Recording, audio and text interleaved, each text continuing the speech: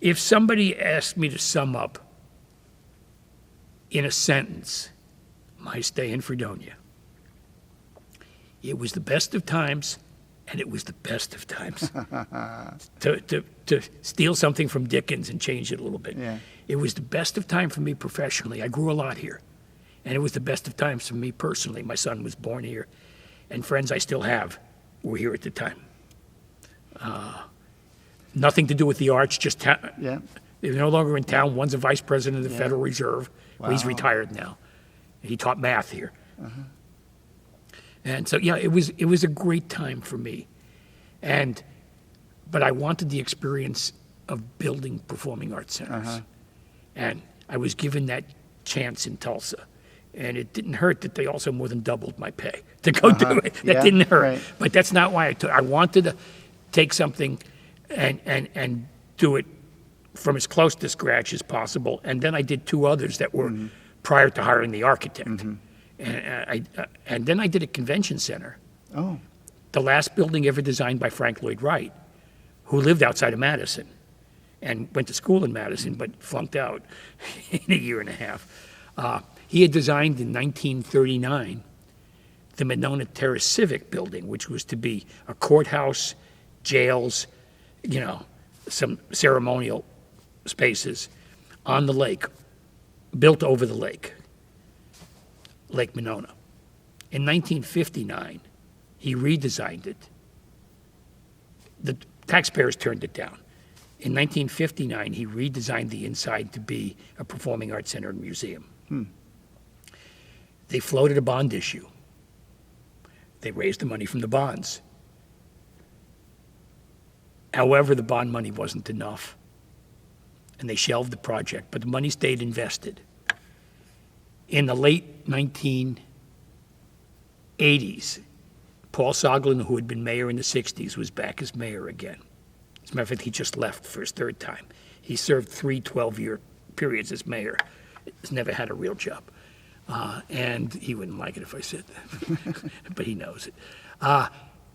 He resurrected the idea of Monona Terrace. And the money that, in the meantime, the city had built a civic center out of an old movie theater and a Montgomery Ward store. They bought it, and they spent, I don't know, $7 or $8 million renovating this space with a name architect, Hugh Hardy, Yeah. from Hardy Holzman and Pfeiffer. Malcolm Holzman from Hardy Holzman and Pfeiffer. And I was brought into town to get the convention center built and to, inside of the Frank Lloyd Wright design, to convert it to a convention center and to run the Civic Center. And the Civic Center was my full-time job, but I spent more time working on the convention center. And I basically started sketching things of how you could lay it out in there. And Taliesin Architects, which was Frank Lloyd Wright's firm, was retained to do the actual drawings.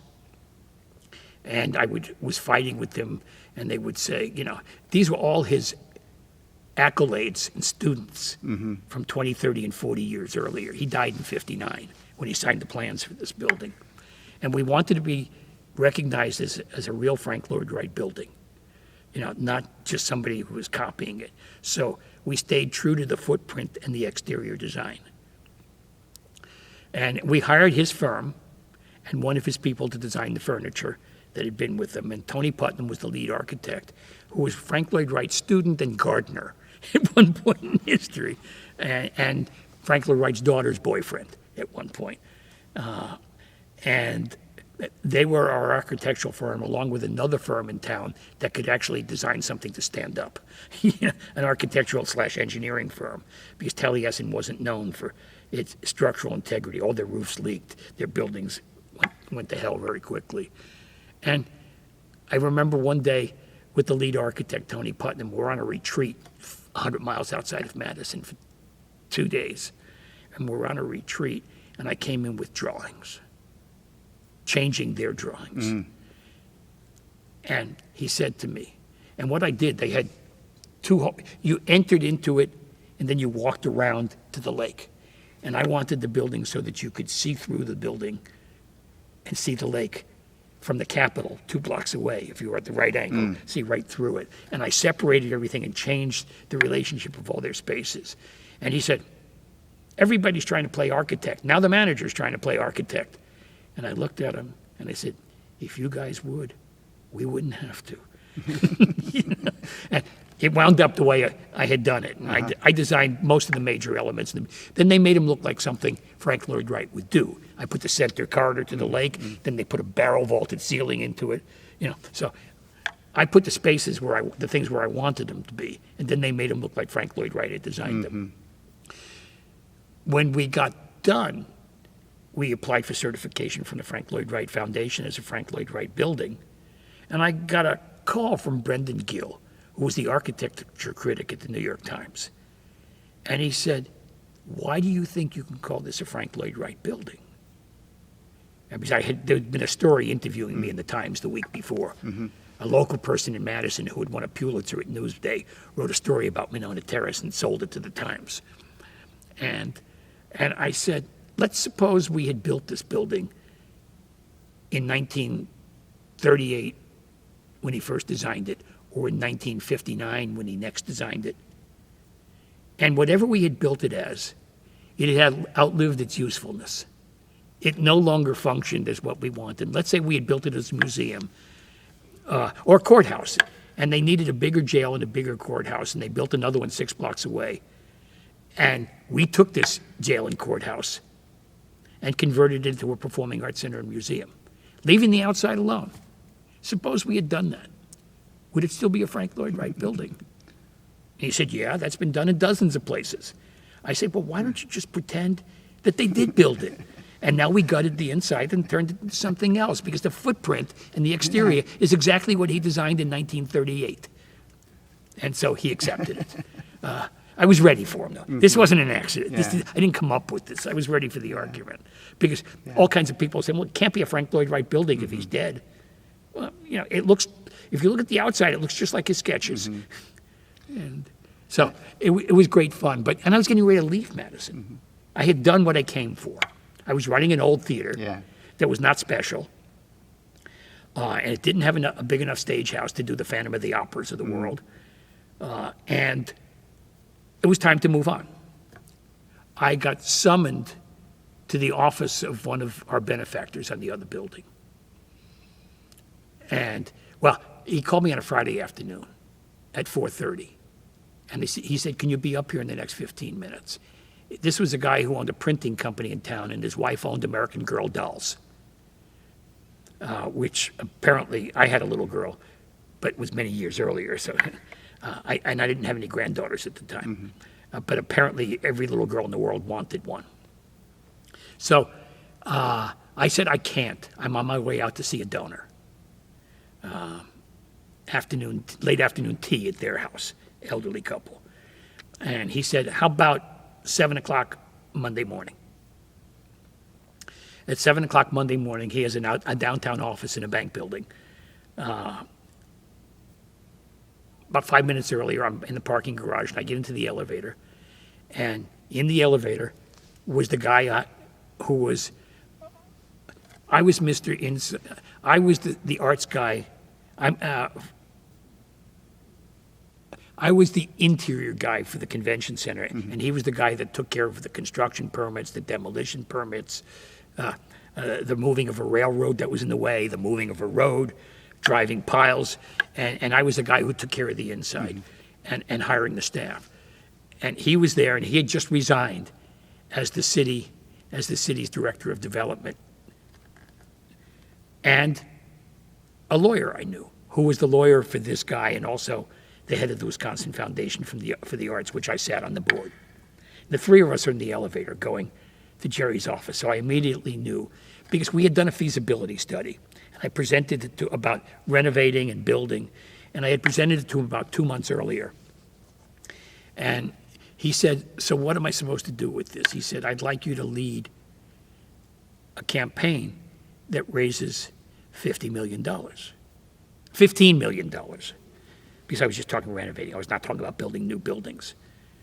So we sit down in his office, and I knew this was, I gave him an 82-page report and a 2-page executive summary, and he asked me for a 4-minute explanation. And I gave him a 4-minute explanation. He said, I'll think about it. In the meantime, his wife sells her company to Mattel for close to $1 billion, her doll company. I run into him on the street. This is a week before. He said, come to my office. I run into him on the street, and I said, have you thought about the proposal? And he said, there are things happening. I said, you mean the thing I read in the paper this morning about the company being sold? He said, yeah, about that. There are things happening. I'll get back to you. We're actually crossing the street in opposite directions. So when the call came, I had an idea. When I saw these other two people in the elevator, I knew. So we sat down, and he said, I'm prepared to write a check for $50 million. Now, I got a lot of luncheon mileage out of that for 2 or 3 years. Was his hearing bad when I said 15 million, or was my diction bad? He heard 50 million and I said 15. Yeah, what's the truth here? Was it his mistake or mine? No, I don't want any other fundraising. Well, we hadn't hired an architect at this point. So 2 weeks later, I run into his wife, and she said, how are you coming and getting together a list of architects? And I said, the big ones aren't interested for that amount of money. And it's going to cost more. And I heard Jerry told somebody else you can't hardly build a building like that for less than $75 million. And she said, just find out what it's going to cost. We're going to pay for it. It was her money that he was giving away. Just find out what it's going to cost and we'll pay for it. Well, he said 50. A year later, we announced he doubled his gift in a press conference to 100. We already knew it was going to be much more than 100. But 6 weeks prior to opening, he announced that the final cost would be $205 million, all paid for by him and his wife. The actual cost was $278 million, all paid for, but he didn't want to go back and keep re-announcing it. And, there's bad blood in the town when somebody gives away that much money and it's not for everybody's favorite cause. It's for the arts. It's not for to build a new hospital or a hospice or a building for the university. And he decided that there were plenty of people that were perfectly willing to do that, and not enough people willing to take care of the arts. So his foundation, when he put his share of the money into it, was the Overture Foundation, to build the Overture Center, not a center with his name on it. His name is on the wall inside, where there's a phrase from him about he and his family's, 5-generation family's gift to the city of Madison, and he signed it. But his name is not, he's not named, he's not on the letterhead. And she was very instrumental in the design. She had incredible instincts. She built a company with a $1 million investment from her husband into a company that they took $1 billion worth of profits out and then sold for $1 billion. And all of this was in 10 years. Wow. So I only had one boss to report to, not him, her. She made the money. We flew back and forth to Connecticut to the architect and her airplane. And then they hired me to help design an American Girl Theater in Chicago. She was still, well, we had started that before we announced this. Mattel owned it when we finished it, but she became vice chairman of Mattel, and she stayed there for 4 years, and we built a theater in Chicago. But that's an experience of a lifetime. And after you do, it's the largest performing arts center in the United States under one roof. It's 480,000 square feet. And the old one that we replaced was 62,000 square feet, to put in perspective. We have 4 performance spaces, 3 art galleries, 2 museums, and something that's essentially a historical museum in the building. And we used existing buildings and built new, and we acquired the whole block. George, the guy I partnered with, took care of the acquisition of all the land again. And he was a developer. Well, that was quite an impressive career you've had, starting essentially early here. Here. Yeah. I mean, this is the first building that was mine to manage. Yeah. And the dean said in one of my evaluations, one of my earlier evaluations, he has a deep sense of property. I guess I treated this like it was mine. I never really quite knew what he meant. And he supported me. He was my greatest supporter on campus, and Harry John was next. I mean, they were equal. And what's interesting, what I said about Dean Marvel at the funeral was that he was picked to be the head of the College of Fine and Applied Arts. He was a music person from Eastman School of Music. He was a musician and a composer. And I said, he created a theater program. He tried to move dance into this college. Mm-hmm. He was a total arts guy. You know, the theater program didn't grow out of the English department. It grew out of a musician saying there needs to be a theater program. And there ultimately needs to be a music theater program because that's where the work is. That's where the Right. work is. There isn't a lot of jobs for Shakespeareans. And look what we saw last Yeah, night. that's as where the work is. result of the vision that Marvel and So what Jack Cogdill and other people put in play. it was a great 4 years. I'm going to repeat something else too. Because the thing I wrote for your program Yeah. mentioned the snow. And this is even in there. When I got here in September of 1970, it was very rainy September, and it rained virtually every day. And along about the third week of September, I said to my secretary, who was right out of high school, she was 18 years and 3 months old, and who, when I asked her if she'd ever traveled, she said, I've been to Buffalo once. Okay? She lived on a farm with her parents. And I said to her, when does the rain stop? And she said, oh, in about 6 weeks when the snow starts. And if I were to call the thing that I wrote for you anything other than what I called it, and then there was a night. Yeah. I thought about it after I sent it off to you, and every bad novel ever written started out, it was a dark and stormy Right. night. I would have said it was a Yeah. dark and stormy, but it wasn't always stormy. It was beautiful snow. Yeah. Here it's clean snow. In the city, it gets dirty real fast. And I fell in love with this town right away. And so I grew here.